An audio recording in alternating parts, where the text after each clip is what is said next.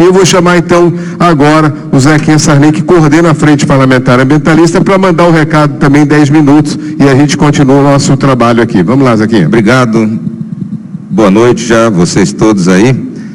Eu vou fazer aqui uma abordagem um pouco diferente sobre o que a gente espera, como o Congresso está interferindo, interagindo com essa questão do aquecimento global. É evidente que nós não podemos desconhecer toda uma luta que os ambientalistas fizeram, para uma luta de resistência para evitar os retrocessos no Código Florestal. É lógico, quando se fala em clima, quando se fala em água, tem que se falar em floresta, e ainda mais no Brasil. Então, mexer com o Código Florestal foi mexer com toda essa política climática, a política sobre recursos hídricos, e, infelizmente, a legislatura passada, no Congresso Nacional, nós tivemos um retrocesso na legislação ambiental, retrocesso esse que permitiu que se flexibilizasse o desmatamento, principalmente nas áreas de preservação permanente e nas reservas legais. Anistiou-se, aqueles também foi uma anistia, aqueles que tinham desmatado ilegalmente, estavam multados e estavam numa situação sem acesso a créditos bancários. As sentenças e os acórdãos dos tribunais começaram a fazer com que a lei ambiental fosse cumprida. Isso gerou essa reação dos ruralistas. Quando eu falo ruralista aqui, é importante a gente ressaltar que não são todos os membros do agronegócio que são ruralistas, como a gente define. São aqueles mais atrasados, aqueles que colocam os seus interesses pessoais em detrimento dos interesses da coletividade. Então, esses ruralistas, hoje, eles estão muito bem organizados e estão desproporcionalmente representados no Congresso Nacional. Eles têm uma força maior do que a vontade da população brasileira. Todas as pesquisas que se faz, a gente vê que há, pelo menos, uma boa vontade, um certo otimismo, um certo engajamento da sociedade brasileira nas questões socioambientais.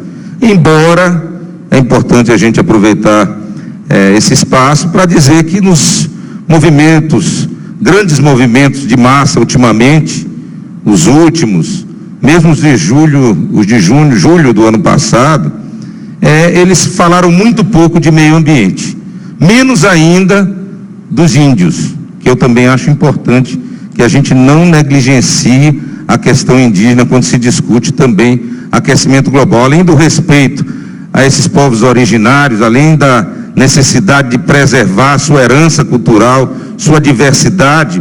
A gente sabe que as reservas indígenas, principalmente na Amazônia, principalmente no norte do país, elas são também áreas de preservação que prestam um grande serviço na manutenção dos nossos ecossistemas e, portanto, dos nossos serviços ambientais. Obrigado. Dessa forma, a gente tem tido uma luta muito grande no Congresso, e sempre as nossas vitórias não são quando a gente consegue derrotar as propostas dos ruralistas, são quando a gente consegue adiar uma decisão. Então, ano passado, essa PEC 215 estava com parecer já pronto, que iria atingir as reservas indígenas, iria atingir as unidades de conservação e iria atingir as áreas quilombolas. Passamos para o Congresso a prerrogativa que é hoje do Poder Executivo. Na prática, era para acabar com novas reservas, novas unidades de conservação, áreas quilombolas e, quem sabe, dando esse poder ao Congresso, diminuir ou extinguir as já existentes. Então, a nossa luta é muito grande. Foi grande o ano passado, fomos derrotados, nós avisamos, alertamos de que essa aprovação do novo Código Florestal, do novo Código da Agricultura, ela seria uma sinalização para que o desmatamento voltasse a aumentar. E isso tem ocorrido. Os últimos dados agora nos dizem que o desmatamento voltou a aumentar. E, tirando como exemplo a crise de água, principalmente de São Paulo, que é a mais visível e que já está atingindo principalmente quem? Como sempre, os mais pobres. Quando deixa de dar pressão, que eles estão diminuindo a pressão da água, lá a água não chega aonde? Nas periferias. Então, essa é uma regra que a gente sabe que existe. Primeiro prejudicado sempre nessas questões socioambientais são as populações mais pobres, mais desamparadas. Então, São Paulo iria, como já foi dito aqui, hoje ninguém discute mais os efeitos da mudança climática, hoje ninguém discute mais que o clima mudou no Brasil. No Brasil a gente está vendo secas mais prolongadas, Nordeste há 4 anos, secas aqui. Hoje já se sabe que para a região Sudeste, o cenário, Malu, que se apresentou, que o presidente da ANA já em 2 audiências públicas, inclusive ontem, reafirmou, no máximo o cenário de 2014. Quer dizer, não vai haver melhoria, só se houver uma excepcionalidade muito grande. Mas a gente sabe também que as bacias que servem, as bacias que geram e que conduzem, que servem a água para as populações metropolitanas do leste, do sudeste, elas são as bacias mais desprotegidas da Mata Atlântica. Isso já foi alvo de uma reportagem muito boa da Folha de São Paulo. Então, se nós não tivéssemos negligenciado, no sentido de que as nossas matas ciliares na Mata Atlântica fossem preservadas, as nascentes fossem preservadas, essa crise, obviamente, ela existiria, mas não nessas proporções. E aí vem uma outra questão, Sirquis, que eu acho interessante, a gente condicionar já a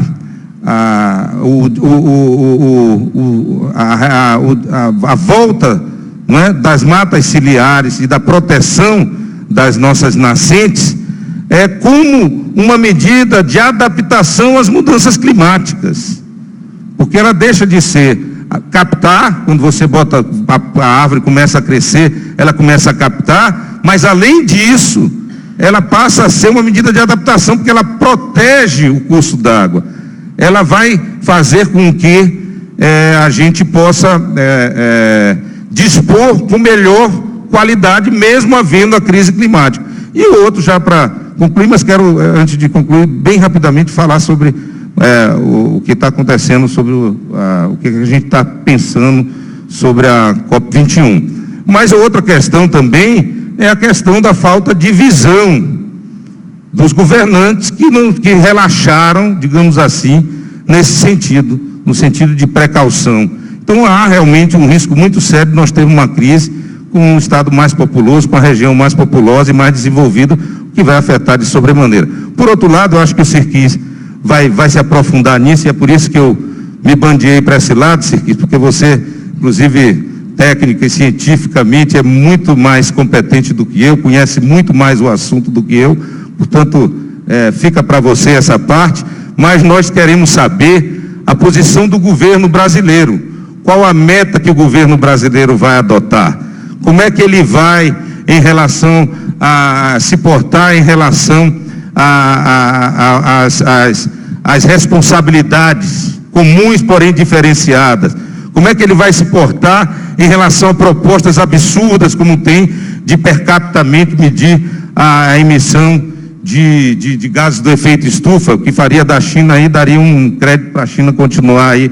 Então, são questões que até agora não foram respondidas, Mantovani, pelo governo, e por sugestão até do Alfredo Sirquis, vamos fazer um seminário na Comissão de Legislação Participativa para tentar incorporar. É lógico que o governo diz que tem ouvido a sociedade.